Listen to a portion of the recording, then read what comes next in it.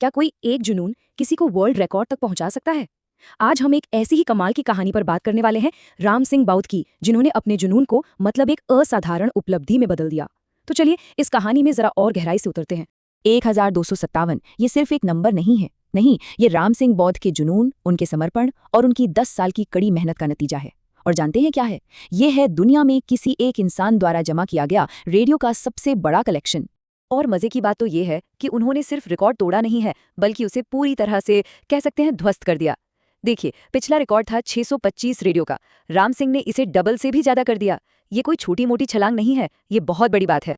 तो सवाल ये उठता है कि आखिर ये सब शुरू कैसे हुआ?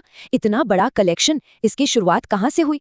यकीन करना मुश्किल है, लेकिन ये 10 साल लंबा सफर सिर्फ एक रेडियो ब्रॉडकास्ट से शुरू हुआ था। जी हाँ, एक प्रसारण ने राम सिंह को हमेशा के लिए बदल दिया। और ये प्रेरणा आई प्रधानमंत्री के रेडियो कार्यक्रम मन की बात से। अच्छा, मन की बात एक मंथली ब्रॉडकास्ट है जिसमें प्रधानमंत्री सीधे देश के लोगों से बात करते हैं। तो बस इसी कार्यक्रम की एक अपील थी जिसने राम सिंह के इस मिशन को जन्म दिया।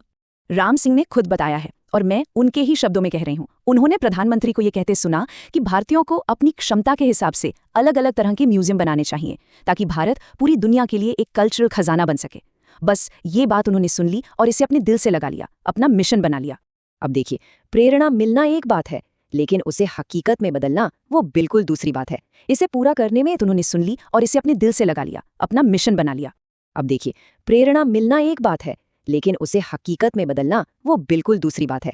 इसे पूरा करने में 10 साल की कड़ी मेहनत, पर्सनल सैक्रिफाइस और एक अटूट इरादे की जरूरत पड़ी। तो चलिए देखते हैं कि ये सफर आखिर कितना मुश्किल था।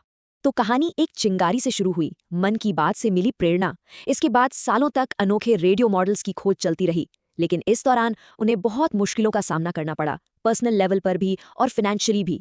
और फिर इन सब के बाद आखिर में जाकर उनकी मेहनत को वर्ल्ड रिकॉर्ड के तौर पर पहचान मिली। और जब मैं कह रहा हूं कि मुश्किलें थीं, तो ये कोई छोटी मोटी मुश्किलें नहीं थीं। सोचिए, उनके अपने ही लोग उनकी आलोचना कर रहे थे, कह रहे थे कि वो अपना समय बर्बाद कर रहे हैं, पैसों की बहुत तंगी आई। और सबसे चौंकाने वाली बात, इस पूरे सफर के दौरान उन्हें 3 हार्ट अटैक आए। 3! इतनी सारी मुश्किलों के बाद जब उन्हें गिनीज वर्ल्ड रिकॉर्ड मिला, तो वो उनके लिए एक बहुत बड़ी जीत थी। वो कहते हैं, अब हर कोई गर्व महसूस करता है कि मैंने सच में एक छाप छोड़ी है, एक निडर काम किया है। मैंने अपने देश, परिवार और अपने आसपास के लोगों को गौरवान्वित किया है। आप उनके इन शब्दों में वो गर्व, वो संतुष्टि महसूस कर सकते हैं। तो ये कलेक्शन सिर्फ नंबर्स के बारे में नहीं है। नहीं, हर एक रेडियो अपने आप में इतिहास का एक टुकड़ा है। चलिए अब जरा इस कलेक्शन के कुछ सबसे कीमती हिस्सों पर एक नजर डालते हैं। क्या क्या है इस कलेक्शन में? इसमें वो रेडियो हैं जिनका इस्तेमाल दोनों वर्ल्ड वॉर के दौरान सैनिकों ने किया था। इतना ही नहीं, रहस्यमयी एनिग्मा मशीनें और सबमरीन्स पर इस्तेमाल होने वाले कम्युनिकेशन रेडियो भी इस कलेक्शन का हिस्सा है। कमाल है ना? लेकिन इस कलेक्शन का जो सबसे खास, सबसे महत्वपूर्ण हिस्सा है, वो शायद ये रेडियो है। ये वही रेडियो है जिस पर 1948 में महात्मा गांधी की हत्या की खबर प्रसारित की गई थी। सोचिए, यह सीधे तौर पर दुनिया के इतिहास के एक बहुत बड़े पल से जुड़ा हुआ है। राम सिंह खुद कहते हैं, ये इसे बहुत अनोखा बनाता है।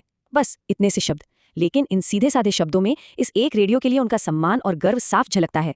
ये दिखाता है कि कैसे कोई बेजान चीज भी इतिहास की गवाह बन सकती है। तो राम सिंह का काम सिर्फ एक वर्ल्ड रिकॉर्ड बनाने पर खत्म नहीं होता। उन्होंने एक ऐसी विरासत तैयार की है जो आने वाली पीढ़ियों को भी प्रेरित करती रहेगी। पर कैसे? चलिए देखते हैं।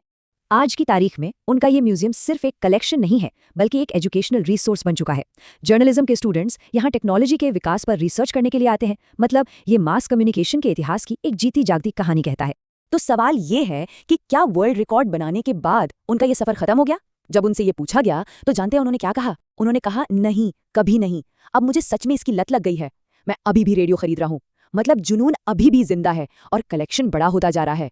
राम सिंह की ये कहानी हमें एक बहुत जरूरी सवाल पर सोचने के लिए मजबूर करती है।